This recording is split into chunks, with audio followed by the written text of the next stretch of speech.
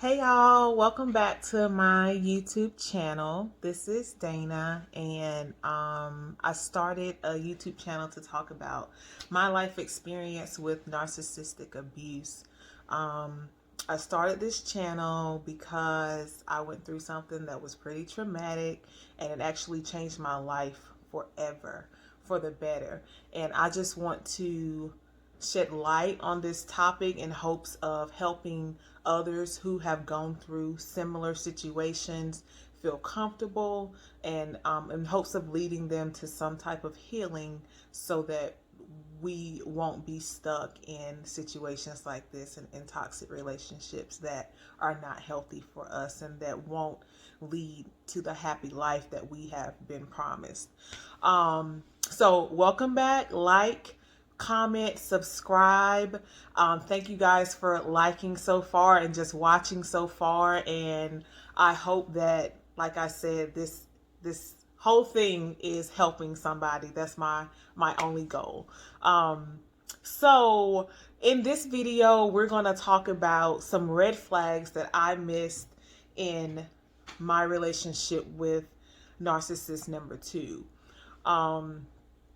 This is very important because if I was paying attention, or if I knew that these things were red flags, or if I actually accepted them as the red flags they were, I could have saved myself a lot of time like that I wasted with someone who definitely was not the person that was for me. Let me just say, I'm not a psychologist. I am not some fully educated person about narcissism, so I don't claim to have all of the answers. I just know what I experienced, and I know what research I did after experiencing it, and I know what things that were correct about that research that I went through. I also want to say that there's a spectrum of narcissism. So I feel like I dealt with someone who was on the extreme end, and after you have heard the end of this story, you will probably agree. But just because your situation may not have been as extreme and as toxic as mine was, that doesn't mean that it doesn't somewhere fit on the scale of being in a mentally or emotionally abusive relationship. Whether you want to label, the person as a narcissist or not, that's all up to you. But I like to label things because when I can put a name on something, it helps me to define it. It helps me to understand it, and then it helps me to heal from it. So that's just how I choose to label the things that I experience and I'm going to be talking about in my videos. All right. So let's get to the red flags. So there were some red flags that started showing very early, but I ignored them because I was in love. So one of the first red flags that I experienced, and I have my little notes over here because I don't want to forget anything, there was this mugshot. So for some reason, I Googled him like early in our relationship. And when I Googled him, I found a mugshot. All right. And I think I did this because my prior narcissist 1, had a mugshot too. He had been to jail. He was a felon. But I knew that because he told me about it. I didn't have to necessarily find it. But the mugshot for narcissist 2, I actually kind of looked for. He didn't tell me anything about it in the beginning. Okay, so I find this mugshot, and it says that he has been arrested for second-degree kidnapping and domestic violence or domestic abuse or something of that sort. So I'm like, what? What? Why wouldn't he tell me this? We have been talking every day. At this point, we're already really, really, really close friends. I don't remember what month I found this mugshot in, but at this point, we're really close friends. So I'm calling him yo, what is this? You need to explain what this is. So of course, he had a story for everything, a very believable story too. So he told me that his aunt was that lived like with him, and his grandma was involved with some type of police ordeal, and he was trying to like get her away from the situation, and he went to jail, and then he got bailed out, but that was his only time going to jail. And him and his aunt have such a like close relationship. It was just, he made it seem like he was saving his aunt from some altercation that his aunt was in with another female.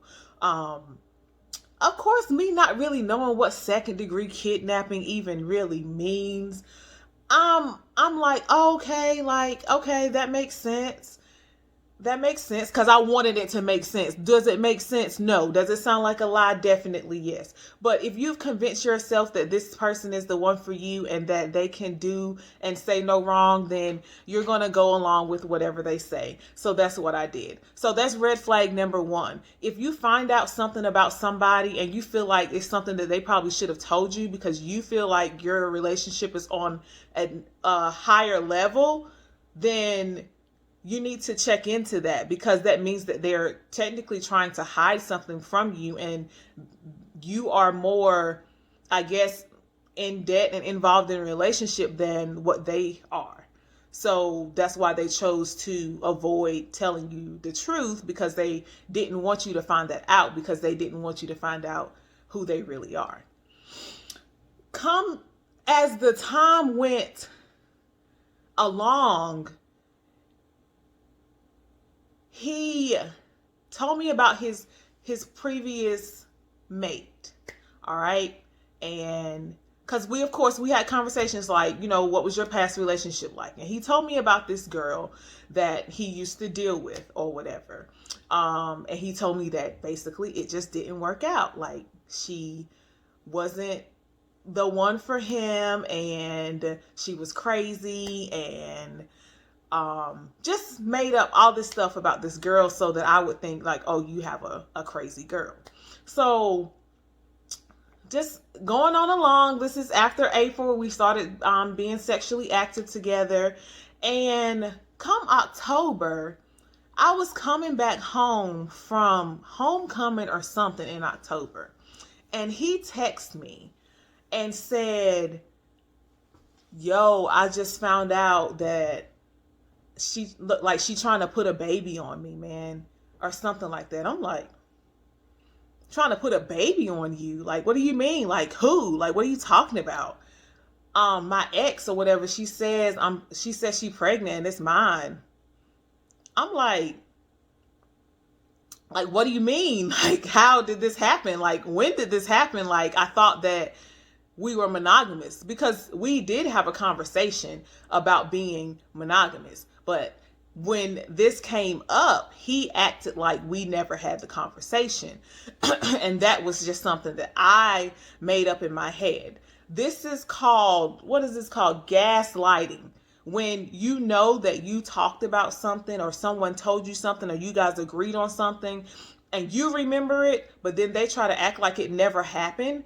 And then you're almost convinced that it actually never happened when it really did happen. That's gaslighting. Like, they're trying to make you crazy and make you question truth that you know is true. So we definitely had talked about being monogamous at that point, because we were sleeping together, and no, we were not using protection. And I would definitely not be sleeping with anyone unprotected that I didn't think was only sleeping with me. Like, come on now. I'm not that kind of girl. So he texts me this, and I'm like, oh, you need to come over here right now. Like, you need to come over right now. Like, this is crazy. What do you mean? Like, how does this happen? I need you to explain. And he says, I'm tripping. Like, we've been talking for all this time from December to October, and you tell me that you have a child on the way and all of this stuff, and you expect me to just be calm about it? Like, what do you mean? Like, how am I supposed to be calm? And I'm in love with you at this point. And even though we're friends, we're supposed to be friends. Like, how could you not tell me that this was even a possibility? So he comes over because at that point he sees how serious it is with me, and he sees that I will like clearly walk away because this is not making sense to me. And he tells me, that this happened. He had gone over to his ex's house, and she had some shoes that she owed him or whatever, or she had some shoes at his house. They were his shoes, and he bought a lot of Jordans or whatever. So that was believable. And somehow they ended up sleeping together, but they used protection. So it probably wasn't really his child. So I'm like hurt at this point, because I'm like, what in the world? I reached out to some of my friends and was like, what do you think about this? Because I'm in love with him, and he's talking about he has a new baby on the way. Like, how should I feel about this? And they were like, then like you have to like give him a chance. Like you should give him a chance. Like you should be understanding because people make mistakes. Okay. I was like, okay, it didn't take much to convince me because I didn't want to leave him anyway. So the girl is, pregnant or whatever, and she ended up having the child. And the day that she had the child, he was at my house all day, wasn't even there with her when she was giving birth, went over after she had the child, but he made it like, she didn't want him to be there. They had this horrible relationship. Like her dad hated him, and her sister really hated him. And like, she was just this crazy girl or whatever. And I was like, okay, so, I'm happy that he's with me and he's not with her, because at this point, ooh, you chose me. I feel like, oh, I was the one that was picked. Yay, me. So before the baby is born, we're talking. I'm like, yo, I don't know how this is gonna work. Like, are you gonna bring the baby over? Like, are we gonna hang out? Is it gonna be like a little family thing? Like, I accept that you have a baby, but I want to be a part of the child's life if me and you are gonna be together. So of course, while she's pregnant and we're still friends and hanging out and doing everything, he is like, yeah, like we're gonna spend time together. Like, it's gonna be like a whole family affair. Like, I'm gonna get my son, like I'm gonna make sure I get on child support. I'm gonna get court-ordered papers and stuff. I'm gonna get my child. All right, child is born in March of 2016. Yeah, child is born in March of 2016. Okay.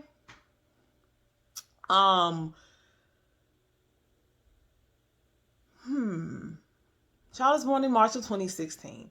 So then in June of 2016, I hurt my ankle. So when I fell down that morning, I fell down like early in the morning. I had went to work out, was running outside. It was like 5:00 in the morning, and I fell and I actually ruptured my Achilles tendon. So I'm out there on the ground somewhere trying to call him, and he doesn't answer.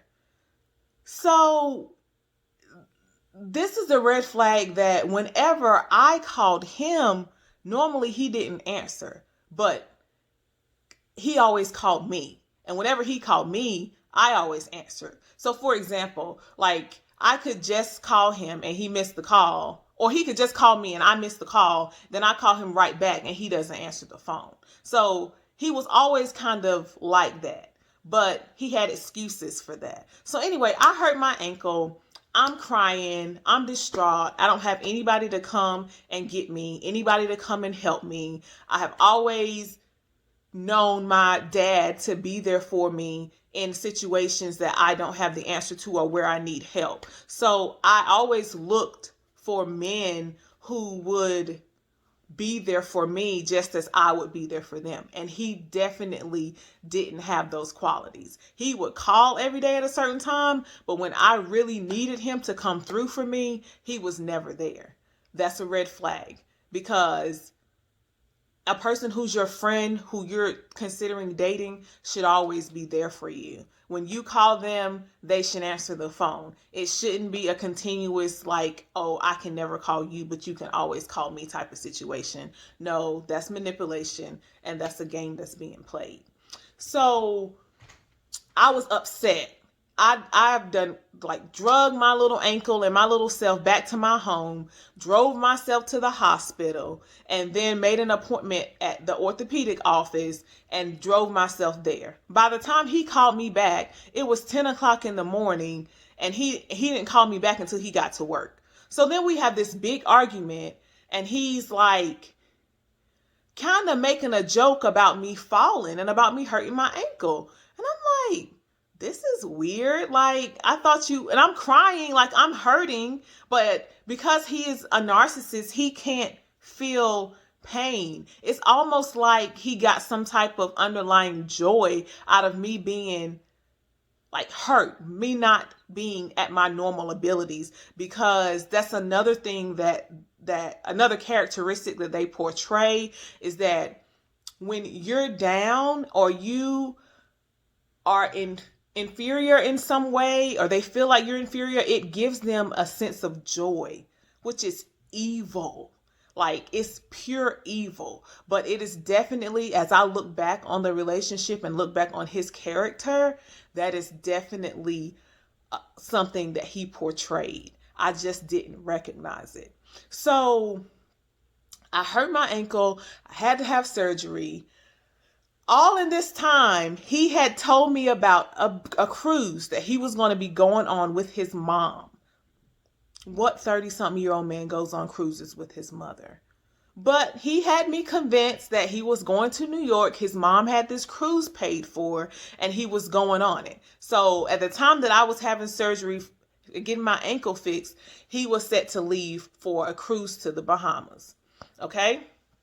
So of course, I mean, I don't expect you to cancel your trip because my ankle is hurt. So that's cool. He went on the trip. While he's on the trip, you know, you don't have a lot of service out there, but he sent me pictures of just him and saying, you know, I love you and all this stuff, and I miss you and all this stuff. And I'm over there like feeling like less of a woman because I done hurt my ankle, and like I'm not used to sitting down. I'm not used to not being able to go when I want to go and do what I want to do. So it was kind of like a low moment for my life, and he wasn't really there for me. So he comes back from the Bahamas, y'all. Comes back from the Bahamas with a wedding band on his finger.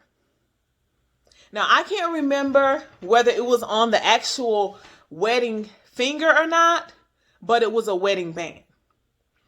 And my mom was upstairs because I couldn't walk normally. So she was there in town, like helping me to like just function around the house. And I was like, is that a wedding band on your hand? I said, are you married? And he was like, well, no, I'm not married. Nah. I was like, where'd you get the ring from? And why does it look like a wedding band? So he says, yo, I just bought the ring when I was in the Bahamas. It was just a souvenir. I like jewelry. I was like, okay. I was like, dude, like, are you married? Like, because it's like we had this relationship of truth. So I'm like, I'm sure you wouldn't lie to me. And how are you married? Because you're always with me. You're always talking to me. How could you even be married? You know what I'm saying? Like, it's not even possible in my mind that you could be married, because you definitely don't portray yourself as a married man. So that is he took the ring off, and that's the last time I ever saw this wedding band. But after that, after he left, I was very troubled in my spirit. I was like, Lord, please don't let this man be married, because I was in love with him already, and I'm not an adulterer. I do not mess with married men. That has always been a thing for me, because I don't believe in that. I believe that if you reap what you sow. So I don't want to be sowing bad things, and then those things happen to me later on in my life, in my marriage. So I said, Lord, if this man is married, like, please, like, remove him. Like, please, I don't want to be in a situation with a married man. And he also, during that situation, he was like, yo, don't tell your mom. I'm like, don't tell her what? He didn't want me to tell my mom about this, because my mom would have talked some sense into me at that time. She probably would have been like, Dana. But he didn't want me to tell her. So I was like, yo, I'm not going to tell her, because you don't want to create this negative view of someone that you love because you want your family to accept them. So you're not going to tell them bad things. You're just going to kind of keep those things under wraps because you don't want your family to have a certain view of this person because, you know, family, you'll be done forgave your husband or significant other about something and your family will still be holding on to it. So I know I wasn't going to tell my mom, but just because I didn't want her to think anything negative about him. But this is a thing that they do. They don't want you to tell your friends or your mom about different things because those people would see that you're being manipulated. But they don't want anyone else into your brain or your head that will talk some sense into you because then it would expose who they really are. So we at 20 minutes. Woo, this is a long one. So I'm going to stop here. He came back. He had on a wedding band. He said he wasn't married. I'm like, okay, you said you went on this cruise with your mama. I didn't see no pictures of you and your mama, but I did see, you know, you did send pictures of me, of yourself to me. So that's what I went with because I wanted to believe it. So see you guys in the next video. Thank you for watching. Thank you for subscribing. Thank you for liking. And I wish you guys a great day. Thanks. Bye.